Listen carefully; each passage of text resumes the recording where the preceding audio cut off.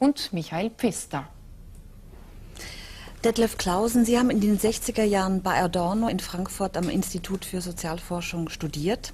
Viele andere haben damals auch die Nähe von Adorno gesucht. Nun, wenn ich mir Fotos, Bilder von Adorno anschaue, ein älterer Herr, rundlich, Kahlkopf mit einer dicken Brille, fast schon unauffällig, dann fragt man sich natürlich, was war das Faszinierende? Was hat Sie an Adorno so fasziniert zu der Zeit? Ja, ich habe Adorno zum ersten Mal als Schüler noch in Bremen im Goldenen Saal der Böttcherstraße gehört. Da hat er einen Vortrag gehalten über den Fortschritt. Und Adorno kam auf die Bühne wie ein Pianist. Und dann ging er ans Mikrofon und hat das vorgetragen wie ein Vortragskünstler. Und das hat mich als Schüler so beeindruckt, dass ich mir gesagt habe, das möchte ich auch lernen, das möchte ich auch können. Und Adornos ganzer Zauber setzte sich in Bewegung, wenn er anfing zu sprechen. Sie haben in einer Zeit bei Adorno studiert, als er schon sehr bekannt war, in den Jahren vor seinem Tod. 68, 69, die Studentenbewegung, da hat er ja eine sehr ambivalente Rolle gespielt. Einerseits war er so etwas wie der geistige Vorreiter, auf den man sich beziehen konnte. Andererseits aber hat er doch seine Probleme auch gehabt mit dieser Bewegung, hat sie als nicht revolutionär bezeichnet. Und er hat, als sein Institut für Sozialforschung besetzt wurde, die Polizei geholt. Wir wollen jetzt zu dieser Zeit uns ein paar Bilder ansehen.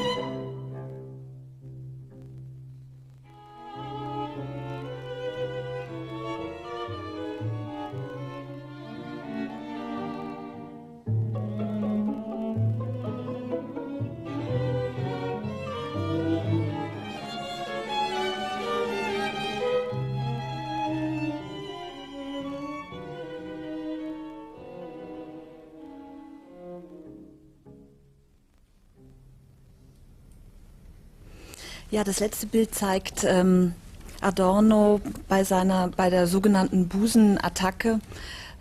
Seine Vorlesung wurde gesprengt, indem sich Frauen entblößt haben, ihre Busen gezeigt haben und erotische Andeutungen gemacht haben. Adorno hat seinen Aktenkoffer gepackt und ist geflohen. Wenn Sie diese Bilder heute sehen, was geht Ihnen da durch den Kopf? Wie war das damals wirklich? Ja, im Grunde genommen muss man das wieder ordnen. Nicht? Das ist ein typischer Bildersalat, der auf einen da eindringt. Und im Grunde genommen kann man die eigentlich so gar nicht richtig verstehen. Zum Teil sind es ja Montagen aus Fotos, die zum Teil großartig sind. Zum Beispiel dieses Bild von Barbara Klemm, wo Adorno da steht, das wir eben gesehen haben, mit diesem alten Polizisten, mit diesem verwitterten Gesicht. Und das finde ich ist ein ganz großartiges Zeitdokument. Nämlich es dokumentiert etwas. Die Kontinuität der Institutionen, der Polizei, nicht? Die gab es auch schon vor 1945. Man möchte gar nicht wissen, was der Mann alles erlebt hat, der da der Einsatzleiter war. Dann Adorno mit diesem etwas verwirrten Studenten, der um ihn da herumsteht. Und diese drei, Adorno eigentlich zwischen den Stühlen. Und es wurde eben gesagt, ambivalent. Ja, ambivalent waren eigentlich die Studenten, muss man sagen, weniger Adorno. Die Studenten im Grunde genommen, und das war etwas, was auch von den Frankfurter Studenten damals gemacht wurde, dass Adorno ausgebeutet wurde als spektakuläres Objekt. Weil wenn Aktionen passierten in Adornos Vorlesung, dann waren die Medien da. Und deswegen wurden die Vorlesungen gemacht, die Vorlesung gesprengt bei Adorno, weil dann eben die Medien kamen. Und das hatte eigentlich etwas Dummes, muss man auch sagen. Das war einfach so total unfair, nicht? Adorno wurde einfach von den radikalen Studenten instrumentalisiert. Und das war sehr, sehr unfair, muss man sagen. Und Leute eben wie Hans-Jürgen Krahl und auch ich habe dazu gehört, die SDS-Studenten, wir waren ja eigentlich Schüler Adornos und wir wussten das viel besser, dass im Grunde genommen Adorno ja nicht der Hauptverantwortliche für die Situation war. Ich glaube, man muss auch erklärend noch hinzufügen, das ist etwas, was völlig vergessen wird. Es waren ja nicht die Konfrontation linke Studenten, konservative Hochschullehrer, sondern Adorno war an ganz exponierter Stelle, exponiert auch in der Frankfurter Universität. Wir hatten damals, der Mann ist ja in der Schweiz durchaus bekannt, einen Rektor namens Rüegg, Das war ein erzkonservativer Bursche und das ist vorsichtig ausgedrückt. Und der versuchte diese Gelegenheit nämlich zu benutzen, um Adorno als Direktor des Instituts unter Druck zu setzen. Er sagt, wenn Sie diese ganzen Leute da heranziehen, dann können wir ja auch mal die Zuschüsse streichen und es ist aus mit dem Institut für Sozialforschung. Unter diesem Druck stand Adorno und das haben wir als Studenten überhaupt nicht berücksichtigt, muss man fairerweise sagen. Aber haben Sie dann doch auch ein Engagement Adornos für die Studenten gespürt? Er hat ja auch mal gesagt, die Studenten werden so behandelt wie vorher die Juden. Ja, es gab Treffen, private Treffen mit Adorno. Es gab direkte, unmittelbare Kontakte. Ich meine, wir gingen ja auch in seine Sprechstunde, aber es gab auch darüber hinaus eben Treffen. Da gibt es auch ein berühmtes Foto, wie er mit Max Horkheimer kommt und ist dann ins Walter Kolbheim gekommen. Das war unser Versammlungsort. Und da haben sie dann mit uns diskutiert, Horkheimer und Adorno, mit den SDS-Studenten haben sie diskutiert und darüber gesprochen, über die Situation. Und Adornos Kritik war außerordentlich triftig, muss man sagen, an der Studentenbewegung. Er hat auf dieses Missverhältnis zwischen dem revolutionären Vokabular und der realen Bedeutung der Studentenbewegung hingewiesen. Aber es war nicht so, dass er die Studentenbewegung abgelehnt hat, sondern er hat gesagt, ja, die Studentenbewegung, das sind auch, kann man finden in seinen allerletzten Aufzeichnungen. Er hatte nämlich Horkheimer davon überzeugt, die Dialektik der Aufklärung doch noch einmal herauszugeben. Und Horkheimer hat aber gesagt, ohne ein historisierendes Vorwort geht das nicht. Sonst machen wir ja selbst so eine Art von revolutionärer Stimmung in einer nicht revolutionären Situation. Und da hat Adorno ganz deutlich gesagt, dass diese Protestbewegung, die ja nicht nur in Deutschland war, sondern ein weltweites Phänomen war, dass diese Protestbewegung ein Zeichen ist, dass der Übergang zur verwalteten Welt, das heißt also zur totalen Administration, dass der noch nicht gelungen ist, noch nicht abgeschlossen ist. Das ist also ein gutes Zeichen. Und das, was er aber konkret kritisiert hat, waren die konkreten Handlungen. Und da war ja unglaublich viel Mist auch darunter. Und da hat er ja völlig recht gehabt. Wenn man jetzt ein bisschen an das Umfeld denkt, Frankfurt war ja damals so etwas wie ein geistiges Zentrum. Mit dem Namen Adorno verbindet sich das Institut für Sozialforschung, aber auch die Bezeichnungen kritische Theorie, Frankfurter Schule. Was war damals der Reiz dieser Art von Denken? Wie wurde da gelehrt und geforscht? Also ich glaube, Frankfurt war in jeder Beziehung ein Zentrum der alten Bundesrepublik, muss man sagen, intellektuell, aber auch eben ökonomisch. Nicht? Das hing eben mit der deutschen Teilung zusammen. Und diese ganz merkwürdige Mischung, das kennen Sie ja hier aus Zürich auch, nicht, von Geld und Geist, die ist gar nicht so schlecht.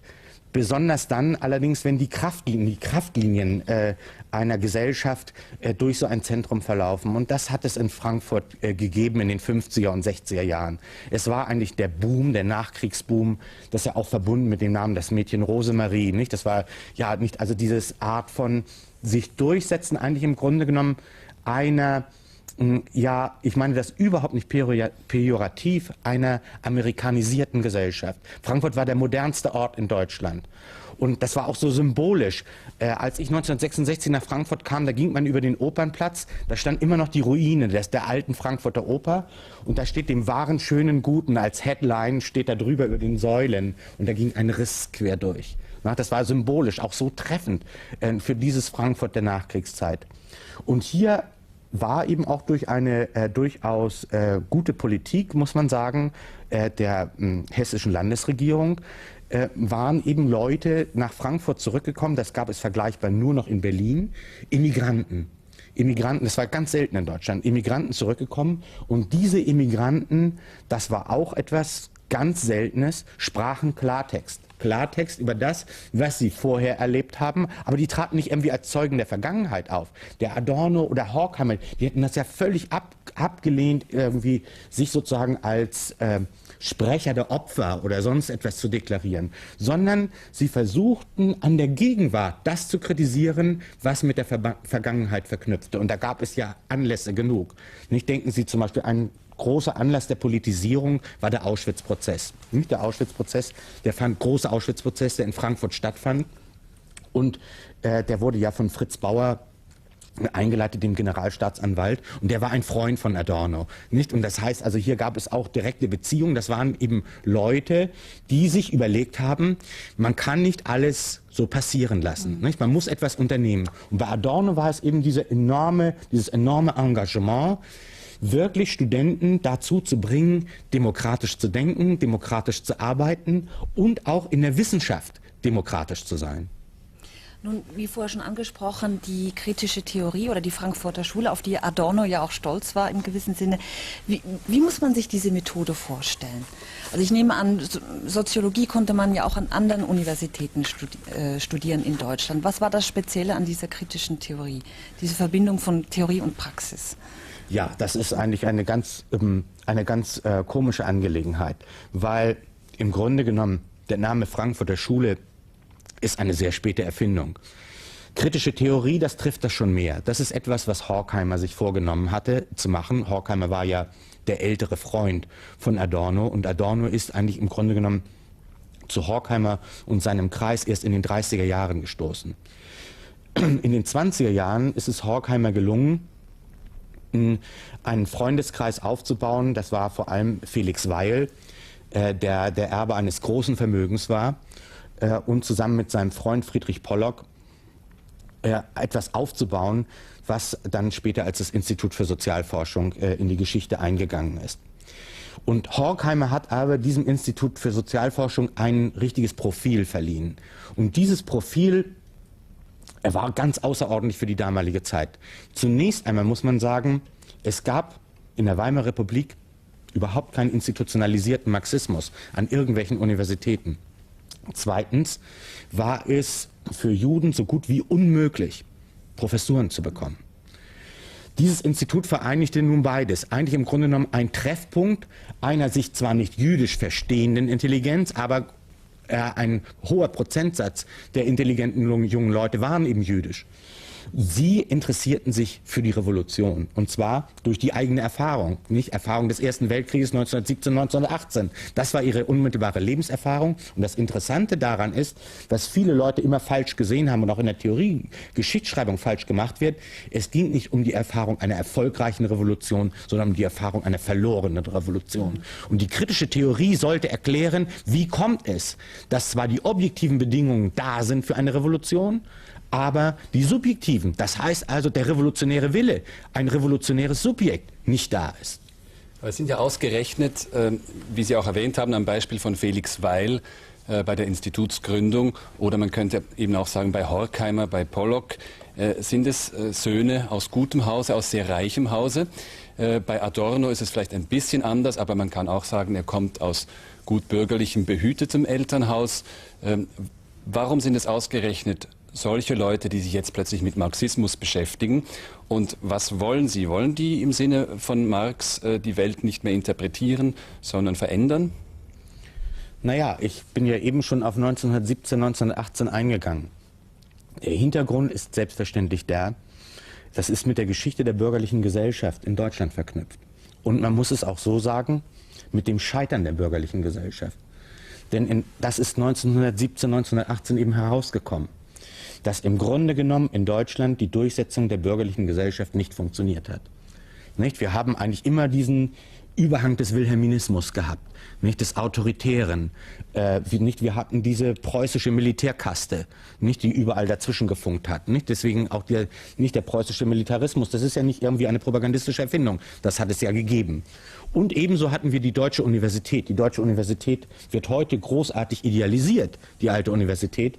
Aber das sagte schon ein Max Weber 1918, der ja selbst vom Antisemitismus nicht ganz frei war, sagte, bist du Jude, dann lass alle Hoffnung fahren auf eine Universitätskarriere.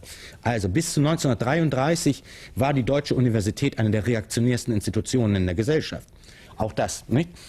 Diese Kinder waren nun Kinder, also wenn ich jetzt von Weil, Pollock und Horkheimer, waren Kinder aus wohlhabendem jüdischen Hause.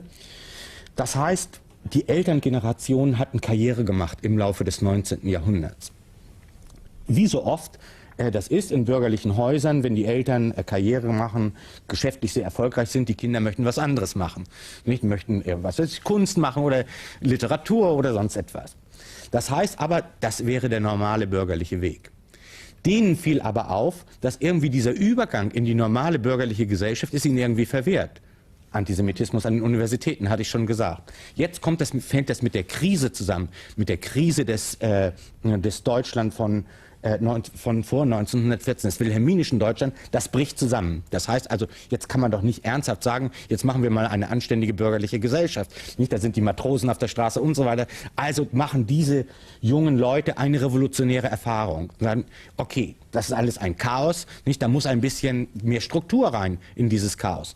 Dann haben Sie gesehen, nicht, diese Auseinandersetzungen in Deutschland, die waren ja unheimlich lebendig und leider endeten sie auch sehr bitter. Nicht, dass wirklich die Leute, die intellektuelle Kapazität hatten, wie Rosa Luxemburg, nicht, die waren sehr schnell ermordet. Das heißt also sozusagen, hier blieb was. Man konnte jetzt nicht mehr zurück in die bürgerliche Existenz, man konnte aber auch noch nichts Neues machen. Und an diesem Zwischenpunkt siedelt sich dann das Institut für Sozialforschung und damit das Projekt der kritischen Theorie von Horkheimer an. Nun, wenn wir jetzt auf Adorno zurückkommen und sich vorstellt, also aus mittelbürgerlichem, mittelbegütertem Haus, der Vater war Weinhändler, er ist mit 2 Müttern groß geworden, seine Mutter und seine Tante, beide sehr musikalisch. Musik hat immer eine ganz große Rolle gespielt in seinem Leben. Er hat mit 15 Kant gelesen, wollte selber Komponist werden, hat aber dann doch Philosophie studiert, weil er gemerkt hat, er kommt da nicht weiter mit seiner Komponistenkarriere.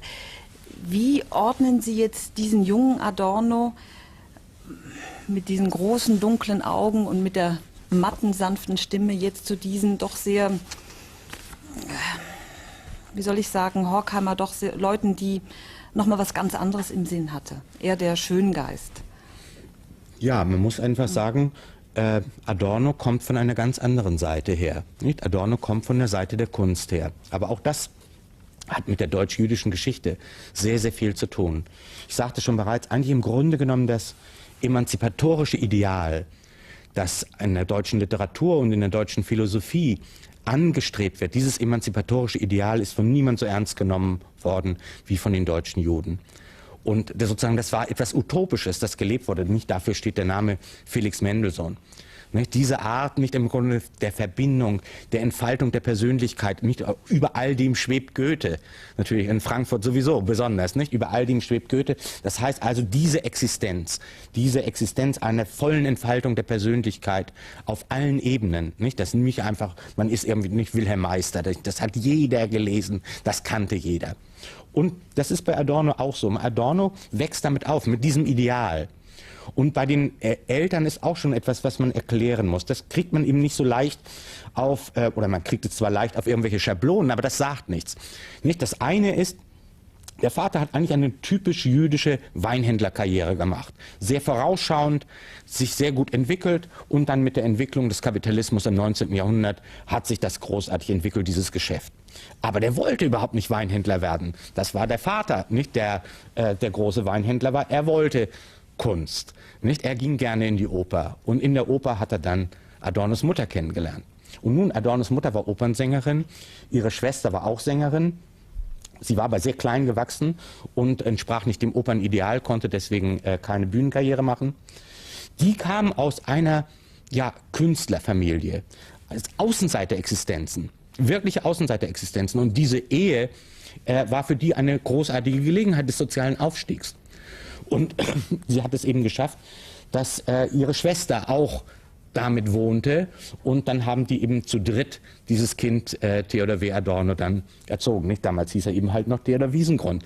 Nicht? Und er hat das erst später dann den Namen Adorno ja angenommen. Aber das war eigentlich eine ganz besondere Ausgangskonstellation. Jetzt müssen Sie eben sehen, ich sagte, ein utopisches Ideal. Dieses war ein utopisches Ideal, das gelebt wurde, nämlich der Emanzipation. Das heißt, dem Kind wird kein Stein in den Weg gelegt, um seine Fähigkeiten zu entfalten. Also alle Fähigkeiten wurden entwickelt, unterstützt. Und so hatten sie es dann irgendwie über eine Freundin gehört, der liest so viel und so weiter und so fort. Da gibt's doch jemanden, wer kann denn mit jemandem was Anständiges lesen? Ah ja, nicht der Krakauer, und der macht das gerne, weil der mag gerne mit jungen Leuten arbeiten, also haben sie dann diesen viel älteren Mann gebeten und so, komm doch uns mal besuchen. Für Krakau war das eine tolle Sache, der kam aus einem ganz anderen, nämlich sehr kleinbürgerlichen Milieu und er freute sich sehr, dass er da sonntags eingeladen war an der Seeheimer Straße, kam gerne hin und dann hat er angefangen mit Teddy eben Kant zu lesen. Und genauso war das mit der Musik. Irgendwie haben die beiden Sängerinnen festgestellt, okay, jetzt spielt er schon so gut, jetzt müssen wir eine bessere Klavierlehrerin. Also haben sie die Sanna Stolze genommen der Adorno dann auch nach 45 hatte ihr noch sehr nett geschrieben und sie dann nochmal wieder begegnet. Sie ist ja eine Verwandte des Frankfurter Lokalpoeten Stolze gewesen. Also auch das ist eine ganz interessante Geschichte. Dann ist er zu Bernhard Seckles im Kompositionsunterricht geschickt worden. Und auch da kam er sehr schnell eigentlich an eine Grenze. Und er kam mit ihm irgendwie nicht überein. Adorno war nämlich fasziniert von der neuen Musik. Und das schien ihm plötzlich also nicht Töne von einem anderen Planeten. Und deswegen hat er sich dann entschlossen, als ganz junger Spund, nämlich da war er noch gar nicht älter als 25, nach Wien zu gehen, um bei Schönberg in die Lehre zu gehen. Den Platz hat er nicht bekommen, kam dann Gott sei Dank zu Alban Berg. Ja, und der hat ja gesagt, der junge Theodor Wiesengrund müsse sich entscheiden zwischen Beethoven und Kant. Würden Sie sagen, dass er diese Entscheidung überhaupt je getroffen hat? Oder könnte man auch anders fragen, ist seine Philosophie eine künstlerische Philosophie? Das würde ich schon sagen. Das ist, ich glaube, das Einmalige an Adorno, dass er diese Alternative verweigert hat, sich zu entscheiden zwischen Beethoven und Kant. Und deswegen haben sie im Grunde genommen das letzte Werk, was er noch erlebt hat, dass es publiziert wurde, war die negative Dialektik. Das ist ja im Grunde genommen ein ganz großer Rückgriff noch einmal auf Kant, um zu überprüfen, was wir eben gesagt haben, in ganz konkreten lebensgeschichtlichen Formeln, aber das nochmal auf der Ebene der großen Philosophie zu durchdenken. Im Grunde genommen, was ist an dem Kant eigentlich dran?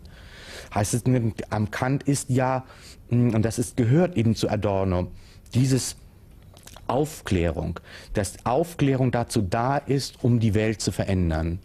Und aber einbegriffen jetzt die Erfahrung des 20. Jahrhunderts, dass der Versuch, die Welt zu verändern, gescheitert ist. Zwar bewusst zu verändern. Die Welt hat sich bis zur Unkenntlichkeit verändert im 20. Jahrhundert, aber die bewusste Veränderung der Welt, das ist gescheitert. Und das zu reflektieren, noch einmal also zu Kant zurückzugehen, aber alles das hineinzunehmen, was die Erfahrungen des 20. Jahrhunderts sind. Als diese ganzen Proteste waren und so, es ist auch so eine Seite, die Leute immer überhaupt nicht sehen. Adorno war sehr froh, oft, dass ihm der Kultusminister erlaubt hat, seine Vorlesung dicht zu machen. Dann konnte er nämlich nach Hause gehen und an seinem Beethoven-Buch arbeiten. Und das hat ja nun Gott sei Dank dann nach seinem Tod der Herr Rolf Tiedemann herausgegeben. Und das ist eine unglaublich lohnenswerte Lektüre, dieser Beethoven. Denn das ist noch einmal die Musikphilosophie. Und zwar nicht als eine Philosophie über Musik. Adorno macht so etwas nicht. Nicht über die Sachen, sondern in den Sachen. Und das ist großartig, nämlich er bringt noch einmal heraus, dass ja bei Beethoven etwas gelungen ist, nämlich die Vermittlung von Allgemeinem und Besonderem. Ein Moment von Versöhnung wirklich geworden ist, das in der Gesellschaft nicht wirklich geworden ist. Und diese Kluft zwischen dem Denken und dem, was bloß ist, das ist eigentlich die Kluft, aus der Adorno denkt und aus der er auch gelehrt hat. Nun machen wir einen Schritt weiter im Leben von Adorno. 1933, die Nationalsozialisten ergreifen die Macht unter Hitler. Adorno wird die Lehrbewilligung entzogen. Er entschließt sich darauf, 1934 zu emigrieren, zuerst nach Oxford, dann später nach New York, trifft dort Max Horkheimer wieder. Und er trifft natürlich als Exilant, als Emigrant auf eine andere Kultur, auf die amerikanische Kultur. Erlebt einen Kulturschock und hat sich dann auch wieder im Bereich Musik sehr, sehr kritisch gegenüber der Jazzmusik geäußert. Das ist etwas, was man heute noch kennt von Adorno, seine kritischen Äußerungen über Jazzmusik. Und da wollen wir uns jetzt gleich mal anhören, was er dazu gesagt hat. Jazz hat mit Kunst überhaupt gar nichts zu tun und das Bestürzende ist, dass man diese reine Unterhaltungssphäre mit Ideologien unterbaut, durch die sie dann mit allem, was hoch und teuer ist, verwechselt wird und plötzlich einen Anspruch und ein Pathos gewinnt, das ihr also einfach nicht zukommt. Aber ich bin gar kein Feind des Jazz, genauso wenig wie ich es wagen würde, ein Feind von irgendwelcher anderen Tanzmusik zu sein. Ja, dass mir ungarische Schnulzen dann immer noch lieber sind, ist meine Privatsache. Kein Feind des Jazz, aber doch ein vernichtendes Urteil. Auf welchem Hintergrund muss man sich dieses Urteil Adornos über den Jazz erklären? Ich glaube, zunächst einmal muss man begreifen, was Adorno unter Jazz gehört hat. Und Adorno kannte sich ziemlich gut aus. Also das sind alles immer solche Irrtümer, nicht? Dass die Leute denken irgendwie, der sitzt da an seinem Schallplattenspieler und hört nur Beethoven und der hat keine Ahnung. Er hat lang genug in New York gelebt. Die sind oft genug nach Harlem gegangen, in Lokale und so weiter. Die wussten ganz gut Bescheid und er kannte sich auch ganz gut aus. Jazz ist bei ihm eine Chiffre für Unterhaltungsmusik. Und das ist auch die Geschichte des Jazz in den 30er Jahren. Die Geschichte von Tin Pan Alley, also das heißt der ersten Plattenindustrie. Und das bedeutet ja die Ausbeutung zunächst einer nicht als Kunst auftretenden Musik, nämlich sozusagen nicht die Ausbeutung von Sounds, die man so noch nicht gehört hatte. Und das ist eigentlich im Grunde genommen die Analyse bei Adorno, ist, wenn man die ersten Schriften aus den 30er Jahren genau liest, ist es Analyse von Schlagern, von Hits. Nicht? Und diese Art, nicht, das ist der Beginn im Grunde genommen der Schallplattenindustrie. Und Adorno kritisiert die Schallplattenindustrie. Und Adorno hat vollkommen recht. Das muss ich gerade als ein wirklich begeisterter Jazzhörer, und ich habe viel Jazz in meinem Leben schon gehört, Adorno hat vollkommen recht und seine Kritik sitzt im Zentrum. Er benennt nämlich die Kräfte, die in den letzten 50 Jahren, also auch 30 Jahre nach seinem Tod, dazu geführt haben, dass der Jazz so steril geworden ist. Nämlich der Jazz ist zu einer Kultur geadelt worden. Nicht? Und das heißt nicht, der Jazz sollte plötzlich der Botschafter Amerikas sein. Nicht? Und der Jazz sollte plötzlich dafür hinhalten, die wirklichen Spannungen in der amerikanischen Gesellschaft zu übertünchen. Und das ist eigentlich im Grunde genommen etwas, was Adorno von Beginn an aufgespießt hat, die Jazz-Ideologie. Und wenn Sie mal in den Schriften nachblättern, gibt es einen Briefwechsel mit Joachim Ernst Behrendt, der war der sogenannte Jazz-Papst in Deutschland in den 50er und frühen 60er Jahren. Und Adorno hat vollkommen recht. Er konnte gar nicht wissen, was nach seinem Tod aus Joachim Ernst Behrendt wird. Nämlich, er wurde ein Hyperguru von indischer Musik auf einmal. Da können Sie mal sehen, wie tief das überhaupt verankert ist. Diese Vermischung eigentlich von Entertainment und Kultur, das ist das, was im Zentrum der Kritik von Adorno sitzt.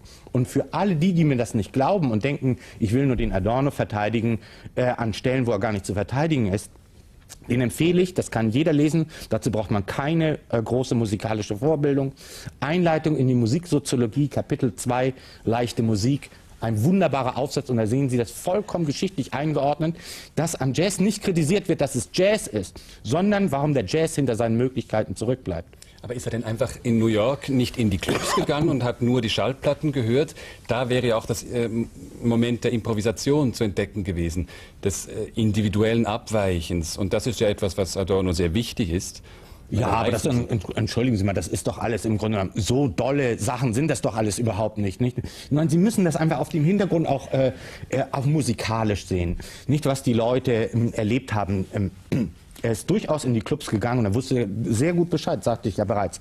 Das ist nicht das Problem. Aber musikalisch müssen Sie das vor dem Hintergrund sehen. Hier wird ja eine Musik, eben wie gesagt, zur Kunst gemacht, in dem die einfachsten Geschichten, die musikalisch passieren, unheimlich aufgeblasen werden und als große künstlerische Aktionen dargestellt werden. Am gleichen Hintergrund müssen Sie sehen, dass zur gleichen Zeit in Amerika Leute lebten, wie zum Beispiel Eduard Steuermann, immer mein Paradebeispiel in diesem Falle. Eduard Steuermann war Pianist, man kann sagen, der Pianist der zweiten Wiener Schule gewesen ist. Eigentlich alle Uraufführungen von Schönberg, die mit Piano zu tun haben, hat Eduard Steuermann gemacht. Er war 25, Adornos Klavierlehrer. Er hat selber komponiert. Zu dessen Lebzeiten, das heißt also bis in die frühen 60er Jahre, ist keine einzige Note von dem überhaupt nur gedruckt worden. Und dann gewinnt der Begriff der Kulturindustrie plötzlich einen konkreten Sinn.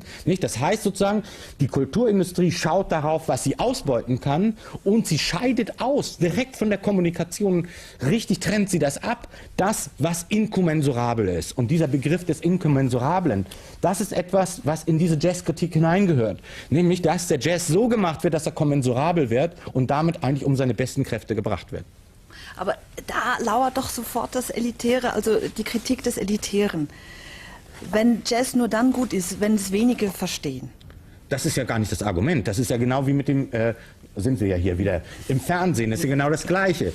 Nicht, haben wir das, Adorno, nicht der Spiegel in seiner Adorno-Geschichte titelt dann irgendwie Fernsehfeind Adorno, nicht, oder Feindbild Fernsehen. Ist doch totaler Quatsch. Adorno hat nicht am Fernsehen kritisiert, dass es das Fernsehen gibt, sondern hat im Fernsehen kritisiert, dass es so schlecht ist. Dass es immer sozusagen auf das mittlere Niveau versucht zu kommen. Und das ist doch das Problem. Im Grunde genommen, dass die Leute das Publikum betrügen um die Sachen. Nämlich indem sie irgendwie sagen, und das sagen die Verantwortlichen doch immer, sagen immer, die wollen das so, die verstehen das nicht. Und das stimmt doch gar nicht, das ist gar nicht wahr. Und genauso ist es doch mit der Musik. Man kann ganz andere Sachen machen und das ist auch meine Erfahrung. Man kann auch Leute für musikalisch, auch theoretisch und intellektuell für Sachen begeistern, wo die erstmal sagen, das verstehe ich überhaupt nicht. Das ist aber gar nicht wahr, sondern weil es immer in diesen pädagogisch zubereiteten, von oben herab Nürnberger Trichterartigen eingeflößt wird. Dazu haben die Leute keine Lust und das kann man auch gut verstehen. Aber die Kulturindustrie, die als Begriff ja auch von Horkheimer und Adorno geprägt wurde, läuft doch auch immer wieder darauf hinaus, dass sie das bezeichnet, was Massenkultur ist. Industrie, man muss es im großen Stil verkaufen können und das kann man eben mit dem, was die meisten Leute mögen. Oder würden Sie das nuancierter sehen? Gibt es einen Unterschied zwischen Kulturindustrie und Massen- oder Unterhaltungskultur? Nein, ich würde da überhaupt keinen Unterschied sehen. Vielleicht muss man zur Erläuterung als erstes mal sagen, dass Kulturindustrie ein ironischer Begriff gewesen ist, nicht von Horkheimer und Adorno. Sie haben sich nämlich an Hollywood der 40er Jahre orientiert. Und da war das eben so, dass eben diese Verantwortlichen von Hollywood, die dann auch den Oscar erfunden haben, nicht, die orientierten sich an der großen Industrie, nicht an der großen Chemie, Stahlproduktion und so weiter und sagen, wir sind auch eine Industrie. Und sozusagen dieses Modell, nicht, wir sind eine produktive Industrie. Aber das war natürlich, im Grunde genommen waren das alles Außenseiter, diese Produzenten, und diese Geschichte ist ja auch hinlänglich bekannt. Aber das muss man immer dabei berücksichtigen, sozusagen, dass da ein ironisches Moment drin steckt. Das ist ja in allen geistigen Produkten, ist es so, auch bis heute noch. Ich meine, ist genau wie man ein Buch schreibt, nicht? Man sitzt da einsam isoliert am Schreibtisch. Das hat also mehr mit vorindustriellem Handwerk zu tun, was man tut. Und das, was dann später angeworfen wird, das ist eher eine Marketingmaschine. Aber das hat viel mehr mit Marketing zu tun und viel weniger mit großindustrieller Produktion. Da kommt ihm der große Film noch am nächsten, so wie Sie ihn in den 40er Jahren in Hollywood erlebt haben. Aber der Punkt dabei ist ja eigentlich der, dass man da wirklich studieren kann, und da ist Adorno ja wirklich an der Quelle gewesen. Erst hat er ja im Princeton Radio Research gearbeitet, da ging es darum, welche Musik wird im Rundfunk gehört und wie wird die von den Leuten aufgenommen. Und die Fragestellung, er hat aber die grundsätzliche Fragestellung kritisiert. Er hat gesagt, man kann doch nicht einfach nur fragen, mögt ihr das oder mögt ihr das nicht. Also ich spiele ein Stück vor und dann gibt es einen grünen Knopf und einen roten Knopf. Ne? Wenn ich es mag, haue ich auf den grünen, und wenn ich es nicht mag, auf den roten Knopf. Das ist ja wie, nicht der Mensch wird irgendwie wie im Tierversuch da irgendwie behandelt. Das ist doch saublöde. Nicht? Man muss doch erstmal fragen, Geschmack selber ist doch eine historische Kategorie. Das heißt also auch eine veränderliche Kategorie. Nicht? Und Sie können... Das muss doch gar nicht so sein, dass Musik im Grunde genommen etwas ist, wo es nur einen Geschmack gibt oder sonst etwas. Sondern das ist veränderbar. Und das zeigt sich ja auch im Laufe der Jahre, zeigt sich das, wie sich der musikalische Geschmack verändern kann. Und nehmen wir das doch bei anderen Produkten, wie wir zum Beispiel beim Film. Zum Beispiel heute beim Film, jemand, der eine Geschichte chronologisch erzählt, wird doch als platter Regisseur, also wird er abgetan oder sonst etwas. Da müssen allerhand Sachen müssen schon passieren. In den Entertainment-Filmen ohnegleichen müssen allerhand Sachen passieren. Vorblenden, Rückblenden, Überschneidungen, unterschiedliche Ebenen müssen sichtbar sein. Das Publikum ist vollkommen darauf vorbereitet, das macht so etwas. Warum geht das denn in intellektuellen Prozessen nicht aus so? Warum sollen ein Roman nicht so geschrieben sein? Nicht? Der Roman hat sich ja genau durch den Film auch genauso verändert. Nicht? Aber immer wieder wird behauptet, ja, aber wir wollen irgendwie Rosamunde Pilcher oder sonst irgendwas. Das ist doch gar nicht wahr. Das stimmt auch gar nicht. Und das, was eigentlich im Grunde genommen den schlechten Geschmack ausmacht, ist eigentlich im Grunde genommen dieses Ausbeuten eines Bedürfnisses, das absolut legitim ist, nämlich, dass man nach getaner Arbeit sich entspannen will, dass man die Schnauze voll hat, dass man sich irgendwo in die Couch fallen lassen will, schönes Gläschen einschenkt und irgendwas dann konsumieren will. Und dann wird man aber mit Sachen vollgestopft, die nichts taugen. Und da setzt man an. Und das ist der eigentliche Punkt, auf den es mir ankommt. Und das ist etwas, was man von Adorno gelernt hat. Sie müssen da ansetzen, die Kritik ansetzen. Die können nicht irgendetwas, und das ist nicht elitär. Es gibt nicht irgendwie ein Fantasiegebilde außerhalb der Kulturindustrie. Denn der Prozess hat sich ja verschärft. Alles, was wir kommunizieren, kommunizieren wir durch die Kulturindustrie. Aber es ist der Unterschied, ob ich gute Sachen oder schlechte Sachen mache. Das heißt also, wenn ich auch jetzt einen kulturindustriellen Event, das ist doch ganz klar, so ein 100. Geburtstag ist doch auch ein kulturindustrieller Event. Ich nutze den aus, diesen kulturindustriellen Event, um etwas von dem wirklichen Adorno durchzubringen. Und das ist die Aufgabe. Und ich denke, da kann man durchaus etwas lernen. Ja, die Kulturindustrie ist ja auch ein Kapitel in dem schon erwähnten Werk Dialektik der Aufklärung, das manche als Hauptwerk Adornos bezeichnen. Er hat es zusammen mit Max Horkheimer geschrieben und es steht ganz unter dem Eindruck der Katastrophen, die in diesen Jahren passieren. Die Emigranten erhalten Nachrichten von der zunehmenden Judenvernichtung in Deutschland. Die waren darüber offenbar sehr gut informiert. Für Adorno selber, er empfindet Heimatlosigkeit, ist im Exil. Und das Buch ist ja eigentlich eine Bankrotterklärung oder die Diagnose der Bankrotterklärung der abendländischen Kultur. Es geht darum, dass die Zivilisation in Barbarei umkippt. Und man findet Aussagen wie, dass eben die Vernunft nichts anderes bedeutet als Herrschaft. Können Sie das vielleicht ein bisschen ausführen? Ja, dazu muss man allerdings sagen, das Buch heißt Dialektik der Aufklärung. Das ist also kein antiaufklärerisches Buch und das, glaube ich, gehört zu den großen Missverständnissen. Es ist der Versuch, nämlich die Aufklärung selbst noch einmal über die Aufklärung zu reflektieren, sich bewusst zu machen, was die Grenzen der Aufklärung sind.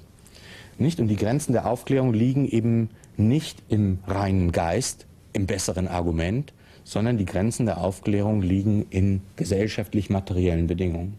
Und diese gesellschaftlich-materiellen Bedingungen führen dazu, dass produktive Kräfte, nämlich die Kräfte der Erkenntnis, umschlagen in Destruktion. Nämlich zum Beispiel nicht, dass daraus aus dem Denken der Freiheit wird plötzlich das Moment der wissenschaftlichen Kontrolle über die Bevölkerung. Und das ist zwei Seiten der Aufklärung. Und durch diese Reflexion ist aber von Horkheimer und Adorno der Versuch gemacht worden, diese produktiven Kräfte der Erkenntnis wieder zurückzugewinnen. Aber man kann sie nicht so zurückgewinnen wie mit dem Status quo ante. Nicht genauso wie wir Mitte der 40er Jahre nicht zu der bürgerlichen Gesellschaft des 19. Jahrhunderts zurückkehren können. Nicht? Sondern wir können jetzt aber sozusagen aus dieser Geschichte etwas nehmen und das versuchen umzusetzen, und sei es in die Praxis des eigenen Lebens. Und das führt dazu, dass eine neue Form und eine neue Art des Denkens, die wiederum aber Tradition hat, eingeführt wird, nämlich das Fragment. Und das ist nicht nur, weil die irgendwie nichts fertig gekriegt haben, nichts Systematisches oder sonst etwas. Nicht? Aus den 4 Kapiteln folgen dann die Fragmente. Und das hat Adorno dann in seinem nächsten Buch nach der Dialektik der Aufklärung gemacht, nämlich in den Minima Moralia, die ein reines Fragmentbuch sind. Genau, Sie geben mir das Stichwort zu Minima Moralia. In Dialektik der Aufklärung oder auch negative Dialektik, das sind ja sehr theoretische Bücher. Nun hat er in Minima Moralia mit Aphorismen sich Alltagserscheinungen zugewandt, die er selber am eigenen Körper erfahren hat in Amerika. Und ein Zitat, das auch immer oft falsch zitiert wird, ich hoffe, ich zitiere es jetzt hier richtig: Es gibt kein richtiges Leben im Falschen. Weist ja schon ein bisschen auf das hin, auch auf dieses Fragmente, auf dieses eben dieses richtige Leben im Falschen. Jetzt, was heißt das genau, respektive, was wäre denn für Adorno das richtige Leben? Ja, da sehen Sie im Grunde genommen den dialektischen Gedankengang live. Das heißt also sozusagen, man kann das Positive, kann man nicht rein herausschälen, nicht? Sondern das Positive zeigt sich überhaupt nur in der Konfrontation mit dem Negativen. Und das negative Moment, das in diesem Aphorismus drinsteckt, ist ja, dass irgendetwas das Leben beschädigt. Und das ist die Erfahrung. Nicht? Das Leben beschädigt. Das gilt aber auf ganz unterschiedlichen Stufen. Auf der einen Seite wird damit die Schicht berührt, dass im Grunde genommen ein bürgerliches Leben nicht mehr möglich ist. nicht, ein bürgerliches Leben nicht mehr möglich ist. Das verweist auf diesen veränderten gesellschaftlichen Zusammenhang, den der Immigrant natürlich stärker spürt als derjenige, der schon lange an einem Ort lebt. Aber sozusagen, es gilt für alle. Nicht? Es ist immer die spezifische Erfahrung, das Besondere. Und in diesem Besonderen nicht, schlägt sich etwas Universales nieder. Und dieses universale Moment, das sich darin niederschlägt, ist, dass das Leben beschädigt ist, dass im Grunde genommen die Menschen zu Flüchtlingen werden. Das verwischt jetzt nicht die realen Unterschiede, nicht, aber sozusagen diese Erfahrung und deswegen diese Erfahrung, nämlich Flüchtling zu sein, die können ja auch andere teilen, die gar keine Flüchtlinge sind. Nicht? Sonst gäbe es keine Solidarität, sonst gäbe es kein Engagement, sonst gäbe es kein Mitgefühl, keine Humanität. Nicht? Und das zu formulieren, das ist der wichtige Punkt. Das heißt also, einerseits führt es dazu, dass das Leben beschädigt ist, das heißt ein falsches Leben. Das Falsche zu erklären, bedeutet es auch noch, um sein Leben führen zu können, muss ich allerhand Sachen machen, die ich freiwillig gar nicht machen würde. Zum Beispiel, ich muss meinen Lebensunterhalt verdienen in Berufen, die ich gar nicht machen möchte. Das ist nun die konkrete Lage. Das Buch ist 44, 45 entstanden. Die konkrete Lage ist, wir sitzen da als Intellektuelle in Kalifornien und müssen irgendwie sehen, wie wir über die Runden kommen. So wie wir früher gelebt haben, geht das nicht. Der Einzige, der im Grunde genommen von seiner Produktearbeit leben konnte, war als Schriftsteller Thomas Mann. Die anderen hatten Riesenschwierigkeiten. Er war auch schon bekannt, als er nach Amerika kam. Ja, er war sehr bekannt und er hatte auch gute Förderer, die ihn da weitergereicht haben. Dann Feuchtwanger konnte sich auch noch ganz gut behaupten. Aber die anderen hatten Riesenschwierigkeiten. Brecht, die lebten ja an der Armutsgrenze. Und auch da kam es ja dann zu Geschichten, eben zu Vermittlungen, wie schaffe ich das, also lass uns mal ein Drehbuch schreiben. Oder das, was die immer gemacht haben, die haben sich einfach überlegt, wir müssen mal ohne Gefühle und Vorurteile, müssen wir mal ein Drehbuch schreiben, das ein Riesenkassenschlager wird und dann sind wir irgendwie 3 Jahre mal von Sorgen frei. Und daran haben die immer geknobelt, also auch Leute wie Brecht. Andere haben sich dann wiederum besser behaupten können, wie zum Beispiel Eisler. Das lag daran, weil die Komponisten keine Sprachprobleme hatten. Und deswegen waren die Filmkomponisten eigentlich mit die erfolgreichste Emmigrantengruppe. Und das gehört aber alles zusammen, nämlich, und das hat Adorno vor Augen gehabt, das kann ich doch auch. Und das hat er sich ernsthaft überlegt. Mal einen Hit schreiben, einen Schlager oder sonst etwas. Und schon stecke ich in dem Widerspruch drin. Kann ich das, ohne meine Fähigkeiten zu komponieren, beschädigen? Kann ich einfach so für den Markt produzieren, direkt nur, um Geld zu verdienen? Und diese Widersprüche werden alle ausgelotet in dem Minima Moralia. Würde das dann bedeuten, dass Adorno eigentlich ein positives Verhältnis entwickelt zu dem, was in der marxistischen Theorie die Entfremdung ist? Also das marxistische Projekt wäre, dass die Leute ohne Entfremdung leben können, also nicht zum Beispiel unter Arbeitsbedingungen, die ihrem Wesen eben nicht gerecht werden. Kann man sagen, dass Adorno eben diesen Traum aufgegeben hat und gesagt hat, nein, man muss die Entfremdung akzeptieren und aus ihr etwas machen? Ich glaube, das ist völlig unabhängig, ob man es akzeptiert oder nicht. Also nicht der Entfremdungsgedanke ist ja bei Marx ein objektiver Gedanke und das hat Adorno ja bis in die Verästelung hinein verfolgt.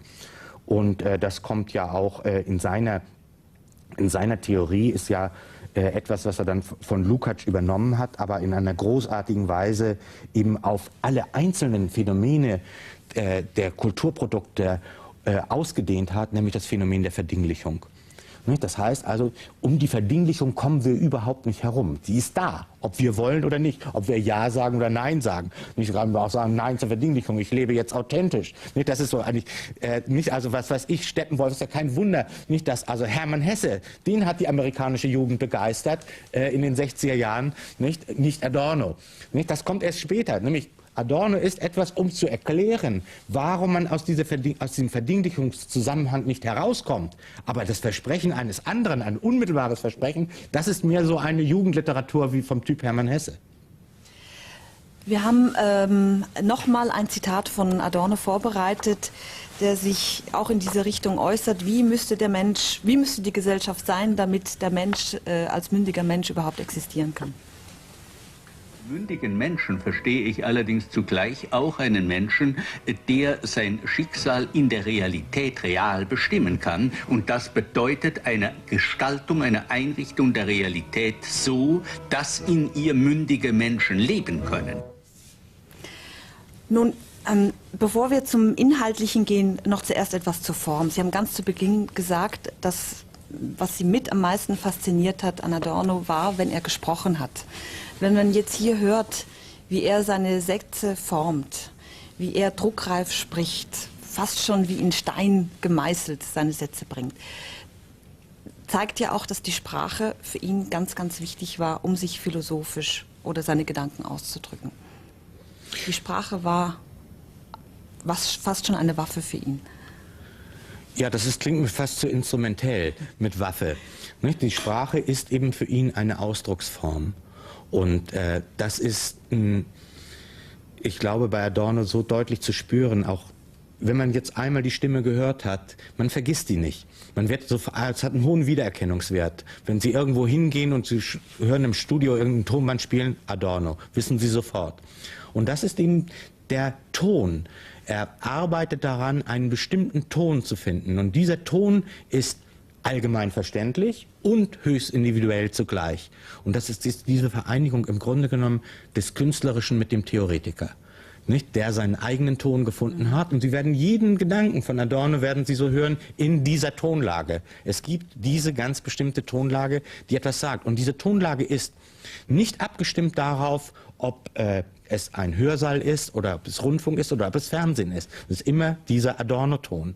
Und das macht auch dieses Stück des sich Verweigerns aus, sozusagen, der bietet sich an kein Publikum an. Das haben die Leute gesagt, das ist elitär. Aber das heißt überhaupt nicht, dass es unverständlich ist. Nur eine Zwischenfrage. Hat er denn privat auch so gesprochen? Oder ist es jetzt der öffentliche Adorno? Gab es auch noch einen privaten Adorno, der ganz anders war? Adorno hatte noch einige andere Varianten drauf. Ich meine, das ist natürlich, man kann, dazu ist es zu sehr auch Performance-Künstler. Und also natürlich, der konnte zum Beispiel auch, der konnte fließend Hessisch. Ne? Die Wichtigkeit der Sprache wird ja auch betont in der negativen Dialektik, wo er sagt, die Philosophie ist eigentlich die Anstrengung, über den Begriff, durch den Begriff hinaus zu gelangen. Also wiederum, wie vorher mit der Vernunft schon, die Gefahr und die Rettung ist dasselbe oder sitzt am selben Ort. Aber fehlt denn nicht für jemanden, der sagt, ich bin der Anwalt des Heterogenen, des Nicht-Angleichbaren, ich möchte mal den Rest, der nicht aufgeht, anschauen. Fehlt denn da nicht etwas, wenn man sich nur in der Sprache bewegt? Ich denke an das Physische, die Emotionen, Sexualität, Gewalt, das Hässliche, das Schmutzige. Wo findet man dieses Verdrängte bei Adorno? Ja, das finden Sie im Grunde genommen auf jeder Seite. Und das ist ja das Großartige, sagte ich bereits, nicht? Dialektik der Aufklärung, Grenzen der Aufklärung erkennen, Grenzen der Sprache bestimmen. Deswegen wird ja die Sprache so prezios bei Adorno, weil er um die Grenzen der Sprache weiß. Und es ist ja eigentlich ganz absurd im Grunde genommen. Auf der einen Seite haben wir in den letzten 35 Jahren eine ungeheure Entwicklung der Sprachphilosophie des Linguistic Turn, in der die Sprache im Mittelpunkt steht. Nur die Sprache, die Sie da lesen, ist eine grauenhaft verstümmelte. Die hat mit sozusagen der lebendigen Sprache unglaublich wenig zu tun. Und dieses, nämlich dass im Begriff etwas mitschwingt, was nicht begrifflich ist, das können Sie bei Adorno lernen. In jedem Begriff ist etwas nicht Begriffliches anwesend, vorhanden. Das auszudrücken. Und deswegen Adorno, eben sagte ich, diese Verbindung von Kunst und Theorie, das ist doch ganz klar. Der Musiker, nicht, der auch nichtsprachliche Momente darauf reflektiert, die Beziehung im Grunde genommen des Begrifflichen auf das Nichtbegriffliche, das ist ja alles, was Musik ausmacht. Nicht? Und selbstverständlich gibt es ja bei Adorno, und wenn Sie in der ästhetischen Theorie, können Sie es auf jeder dritten Seite lesen, und das ist ja das Bestimmende bei Adorno, dass ja bei ihm die Überzeugung da ist, dass das, was im 20. Jahrhundert passiert ist, dass das auf alles ausstrahlt, dass es nichts davon bleibt, was nicht berührt ist. Aber das ist etwas, was Sie gar nicht sprachlich ausdrücken können. Das hat etwas mit Loch, Schwärze, Schweigen zu tun. Und das nicht einfach durch dieses ständige Palando und Gequassel und sonst etwas, das sehen Sie auch nicht im Grunde genommen. Das gehört gerade zum Verdinglichungszustand der Welt, das allgemeine Gequassel über alles. Das Trauma Auschwitz war ja für vieles bei Adorno Ausgangspunkt oder Maßstab. Er hat eine Ethik nie geschrieben, wohl aber doch geplant. Wir haben so eine Art, was er selber als kategorischen Imperativ bezeichnet, nämlich, dass seine Forderung wäre, die Menschen müssen ihr Denken und Handeln so einrichten, dass Auschwitz sich nicht wiederholen kann, dass nichts Ähnliches geschehe. Was, glauben Sie, wäre darüber hinaus eine Ethik Adornos gewesen? Ich glaube, das ist genau die Sache auf den Punkt gebracht. Und Sie sehen ja erstens, dass man einen solchen Satz im Grunde genommen gar nicht begründen kann. Das entzieht sich im Grunde genommen schon dem philosophischen Diskurs. Nicht? Sonst sind wir plötzlich schon wieder in dem allgemeinen Gequatsche darüber, nicht? Was gehört dazu, darf man nicht oder so. Das, was wir ja auch in der philosophischen Diskussion in der Öffentlichkeit des Öfteren erleben, nicht? Die Debattenkultur und so weiter und so fort. Sondern dieses steht ja wie ein, Sie haben vorhin das gesagt, wie ein Stein gemeißelt, wie ein erratischer Block. Nicht kategorische Imperativ ist eine ganz große Kategorie, ist die größte Kategorie, nämlich seit Kant, die man überhaupt anwenden kann. Und sagen, kategorische Imperativ, da gibt es kein Zurück dahinter. Aber zugleich ist ja im kategorischen Imperativ etwas formuliert, das es so ja kaum gibt. Nicht? Das ist ja kaum möglich. Nicht? Das war ja das, was Adorno auch so bewegt hat. Das im Grunde genommen hat, es ist doch ganz klar, das ist gar nicht so schwierig. Ganz klar, das ist die Forderung dessen, aus den Erfahrungen, die im 20. Jahrhundert passiert sind. Die Forderung ist absolut klar, dass man verhindern muss, dass etwas Ähnliches wie Auschwitz noch einmal geschieht. Das ist eine ganz klare Sache. Aber tun Sie das mal. Nicht? Der Einzelne ist ja viel zu ohnmächtig, viel zu schwach und das gehört zur realen Erkenntnis hinzu. Und man nicht anzugeben und sagen, es hängt von mir ab, wie ich mich verhalte oder so, ist ja gar nicht wahr.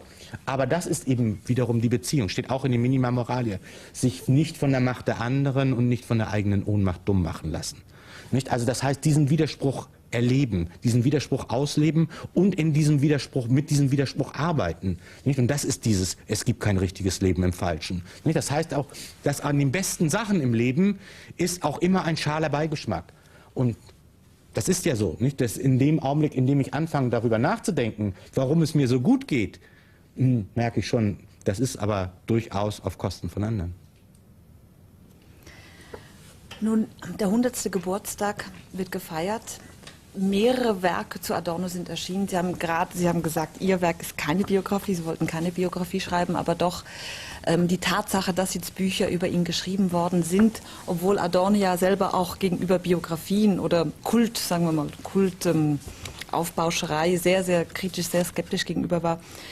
Glauben Sie, würde er sich jetzt freuen, wenn er sehen würde, dass wir hier am Fernsehen sitzen und über ihn sprechen? Das weiß ich jetzt nicht, da bin ich mir gar nicht so sicher, aber auf jeden Fall doch in gewisser Weise schon. Glaube ich, es ist einfach eine Gelegenheit, dass in welcher Form auch immer das adornische Denken noch einmal in die Öffentlichkeit kommt und dass er eine größere Öffentlichkeit erreicht. Und das ist ja das, was auch mir das Wichtigste war, dass aus diesem akademischen Turm, in den das eingebaut worden ist, danach herauszuholen und das wieder in die Öffentlichkeit zu tragen. Denn die Universität ist ja mit dem adornoschen Erbe sehr schlecht umgegangen. Sie hat es eigentlich ausgeschlagen. Nicht? Man hat einfach gesagt, ach, nach Adorno kann kein zweiter kommen, der so gut ist wie Adorno, also schließen wir mal die Bude und machen irgendwelche neuen Geschäfte auf. Nicht? Und gucken Sie sich das mal an, was da so läuft an deutschsprachigen Universitäten. Das ist eigentlich sehr traurig. Im Grunde genommen am meisten Kontakt hat man noch mit Leuten in Amerika, nicht, die im Grunde genommen als Historiker in der Ideengeschichte arbeiten, die machen noch kritische Theorie oder die machen wirkliche kritische Theorie und das sind die Leute, mit denen man am meisten Kontakte hat. Aber kritische Theorie lebt ja darin, dass sie die Gesellschaft der Gegenwart analysiert. Und in dieser Analyse der Gegenwart, da zeigt sich auch, wie eine Gesellschaft in der Lage ist, mit Adorno umzugehen. Und die Bilanz der letzten 30 Jahre ist sehr negativ, was die Gesellschaft anbetrifft. Und was würden Sie sagen, sind die wichtigsten Punkte, die Adorno auch im 21. Jahrhundert wieder vielleicht zu einem mehr auch thematisch behandelten und gelesenen Autor über die Biografie hinaus machen könnten? Sehen Sie da im Sinne einer Prognose etwas, was wieder aktueller wird? Ja, ich denke, es kommen sehr substanzielle Seiten zum Tragen. Ich glaube, dass eine ist, was wir in Soziologie und Philosophie erleben oder erlebt haben, ist eine große Verarmung. Eine große Verarmung, das kommt durch den Linguistic Turn, das durch die Entfernung von den Sachen, nicht sozusagen, dass man alles auf Sprachphilosophie konzentriert und nicht über Sachen selber redet. Nicht, aber, und das ist etwas, was ich sagen möchte, theoretisches Denken muss einen Gebrauchswert haben.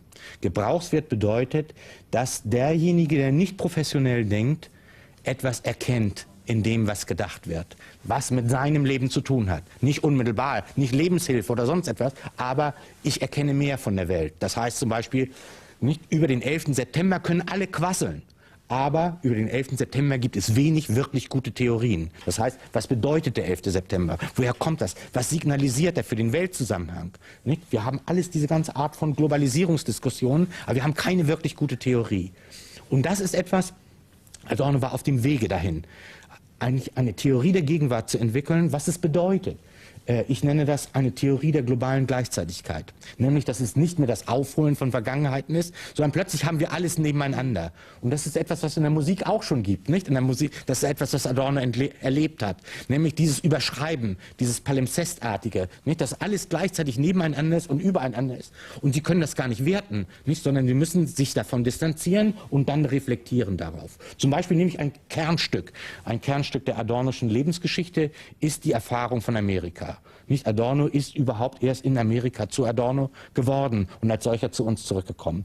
Dieses Verhältnis von Europa und Amerika, brauchen uns nur die letzten Jahre anzugucken, dieses ist so unaufgeklärt, von beiden Seiten so unaufgeklärt, und es durchzieht doch fast die Hälfte des Werkes von Adorno, dieses Verhältnis von Amerika und Europa, und ich glaube, das ist so wichtig, dass man sich darüber klar wird. Oder alles das, was er gedacht hat über Rassismus, Antisemitismus, das steckt ja alles implizit in dem Minima Moralia drin. Bis dahin, heute jeder Mensch irgendwie meint, und das kommt irgendwie durch die Schablonenartigkeit der Medien, meint irgendwie, er müsste eine Identität haben. Adorno ist der Kritiker der Identität, der Identitätsphilosophie, aber auch dessen, nicht was man so im gemeinen Umgang Identität nennt. Meine Identität, deine Identität. Er hat das sofort gemerkt. Nicht, da steckt schon ein Knüppel drin. Nicht, wenn ich sage, und zwar, meine Identität ist gefährdet. Nicht, die Leute sind gleich zur Schlägerei bereit. Dieser ganze xenophobe Aspekt, der in diesem Identitätswahn drinsteckt. Und Adorno ist der schärfste Kritiker davon. Und das ist mehr als aktuell. Detlef Clausen, leisten wir uns hoffentlich weiter diesen Luxus des Denkens. Ganz herzlichen Dank, dass Sie bei uns im Studio waren. Wenn Sie sich dieses Gespräch noch einmal ansehen möchten, können Sie es unter folgender Adresse auf Videokassette kaufen.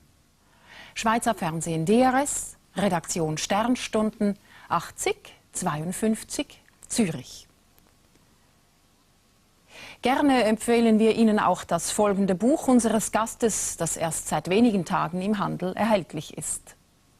Detlef Clausen, Theodor W. Adorno, ein letztes Genie. S. Fischer Verlag, Frankfurt.